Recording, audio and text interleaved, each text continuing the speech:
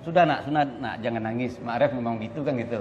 Ternyata punggung Mak Ben dikampak dengan kekuatan penuh itu. Wali kota. Jadi dia akan mencalonkan lagi menjadi wali kota. Oh, petahana. Petahana. Iya, iya. Nah, lalu bahkan partai-partai politik yang mendukungnya juga sebenarnya tidak percaya bahwa dia akan menang lagi. Iya. Salah satu anggota dewan di Padang itu dia bilang mau jadi setan, mau jadi dajjal, pokoknya datangkan Pak. Ah, di sini menariknya Bapak, ini langsung cerita, ini aneh saya, kata dia kan. Iya. Dia bercerita.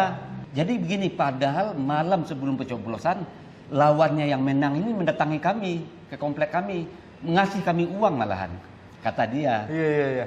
Terus ya kami warga kami di perumahan ya sepakat akan coblos dia. Tapi entah bagaimana ketika masuk bilik pencoblosan mau mencoblos, yang kami Mak Ben lihat roda pedati itu menggilas taiknya kerbau. Iya. Bekasnya itu naik ke atas kan. Di pikiran kecil waktu itu, oh berarti kalau saya mau naik ke pedati itu tinggal saya peluk rodanya. Dan langsung Mak Ben peluk rodanya. Memang naik ke atas tapi dibawa lagi ke bawah, digilas kepala semuanya sampai kaki hancur kan. Baik sahabat semua, sebelum melanjutkan menonton video ini silakan di subscribe channel saya ini dan diklik ikon loncengnya. Terima kasih. Halo bro, Assalamualaikum warahmatullahi wabarakatuh. Kembali lagi dengan saya Dapan Mulifa. Dan sebelah kita ini ada Mak Beni Budaya Al-Minangkabawi. Oke, kita akan berbicara dengan Mak Beni seputar tentang Khazanah Nusantara, yaitu seputar mistik lah Mak Ben ya. Iya.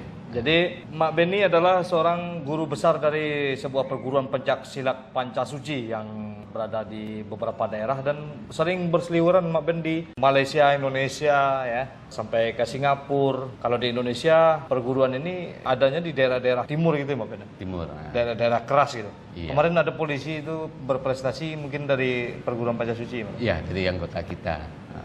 Jadi kita akan berbicara juga di sini tentang spiritual yang pernah saya alami selama dengan Mak Ben ini. Mak Ben boleh bercerita enggak tentang pengalaman Mak Ben dari kecil? Dulu kata orang kampung, Mak Ben itu waktu umur 5 tahun kelindas pedati.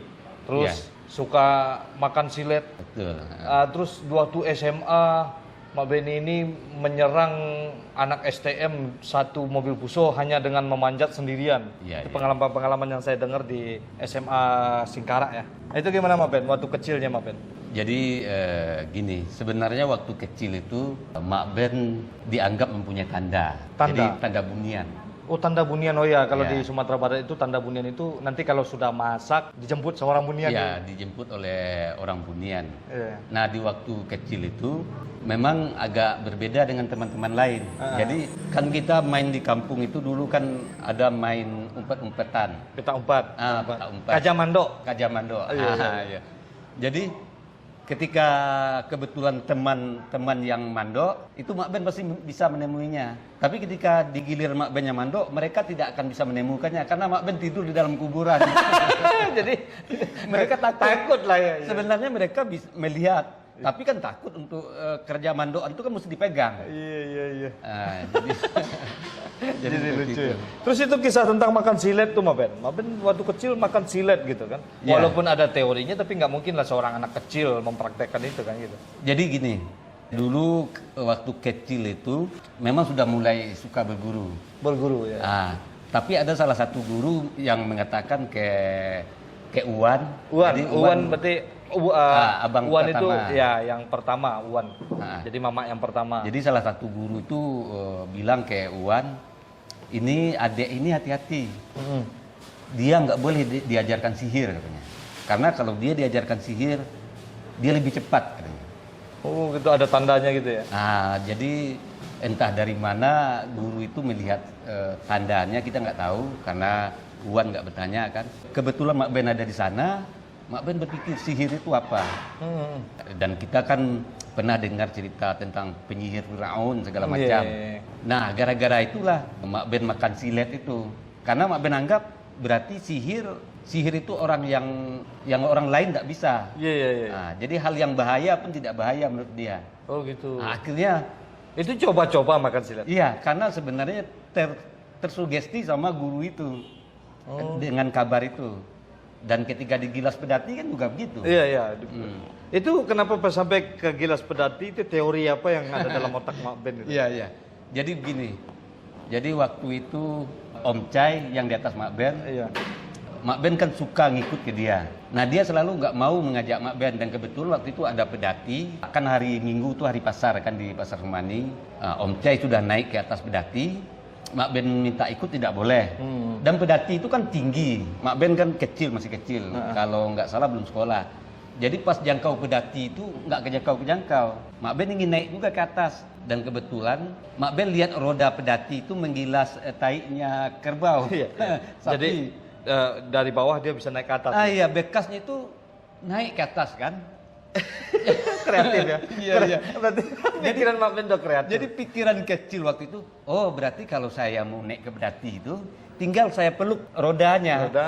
Dan langsung Mak Ben peluk rodanya, memang naik ke atas, tapi dibawa lagi ke bawah, digilas. Kepala semuanya sampai kaki hancur kan, jari hancur. Jari hancur.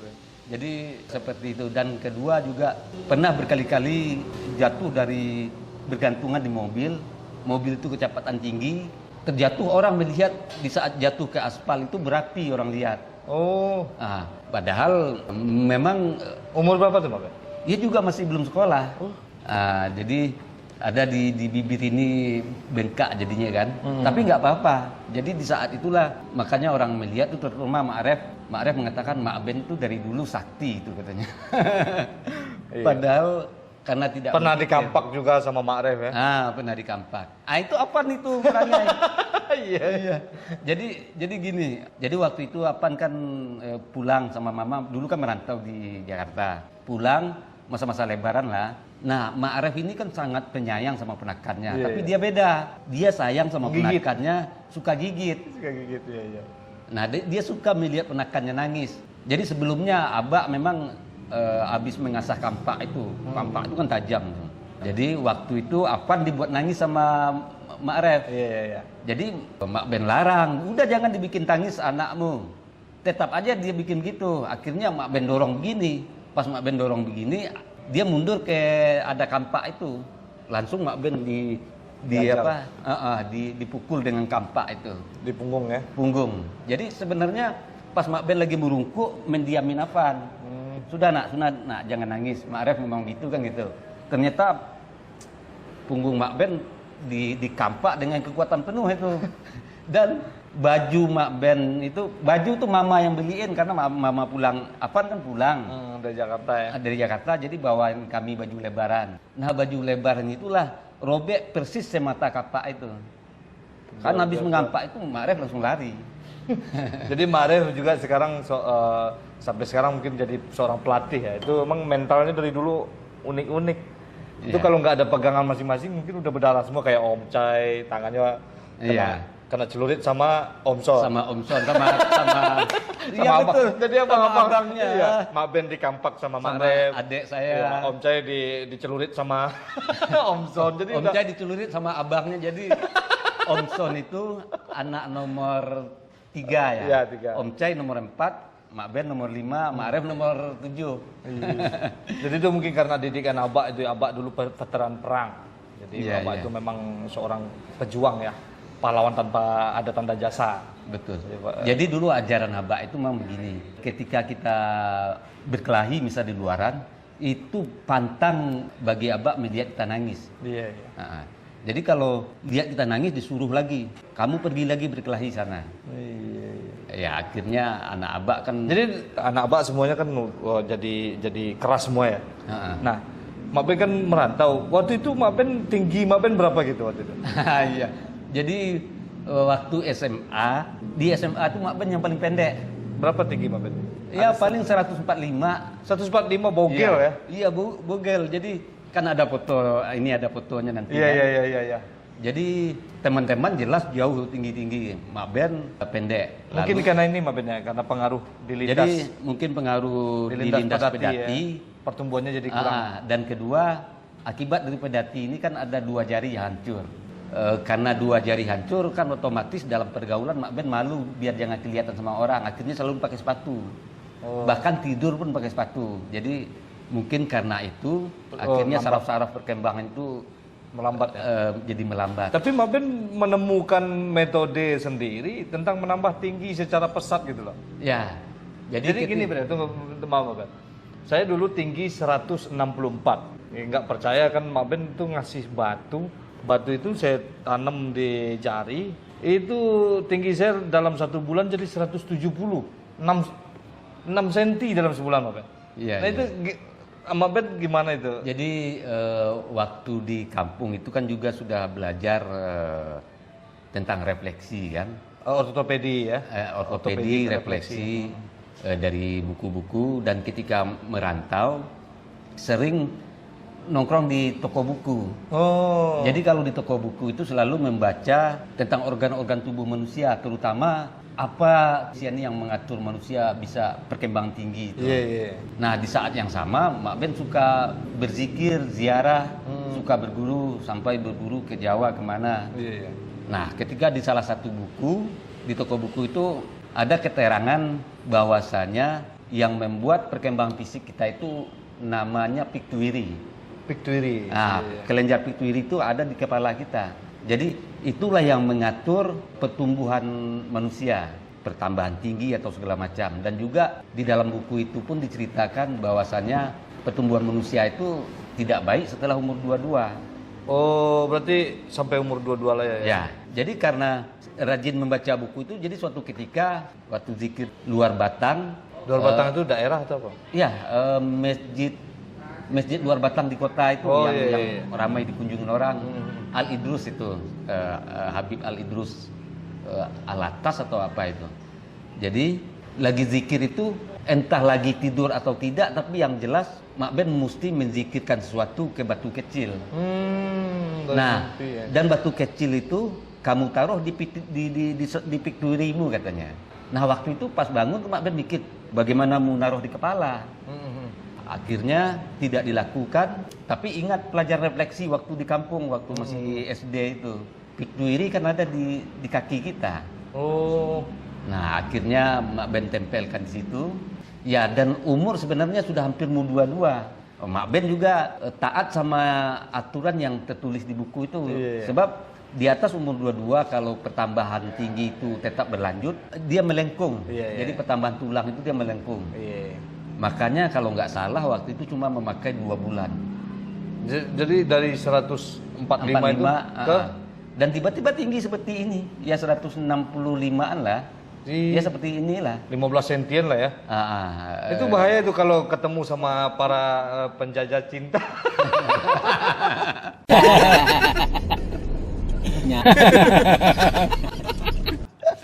Itu diri yang nggak ada di situ ya. Itu aduh luar biasa sekali perjalanan spiritual Mak Ben. Itu ternyata Mak Ben bukan dalam spiritual keilmuan tenaga dalam, juga memahami tentang saraf manusia ya. Ya, memahami. Jadi sebenarnya mungkin perjalanan hidup yang mendidik bahwasanya segala sesuatu hal yang spiritual itu juga sebenarnya amat sangat logis. Iya. Jadi kalau ketika tidak ada ketemu kelogisannya, itu bisa jadi sesuatu yang salah. Iya. Nah, jadi itu baru dua pengalaman hidup itu durasinya udah lumayan panjang juga. Dan Mak Ben dulu di tahun-tahun 90-an Mak Ben adalah orang yang pertama mengiklankan keilmuan tenaga dalamnya. betul. Terus jadi guru besar termuda di Indonesia. Jadi guru terbesar. Umur berapa tuh Mak Ben? Umur 24. 24 tahun jadi guru besar termuda di Indonesia. Jadi perguruan silat di bawah naungan IPSI. Jadi guru besar termuda itu Mak Ben. Mak Ben ya? Waktu itu ya? Iya waktu itu, dan satu-satunya juga kampung kita Sanyang Baka yang mempunyai perguruan silat yang terdaftar di IPSI, ya satu-satunya Mak Ben. Mak Ben ya, itu di kampung ya. Itu di Jadi kampung. Mak Ben apa namanya yang IPSI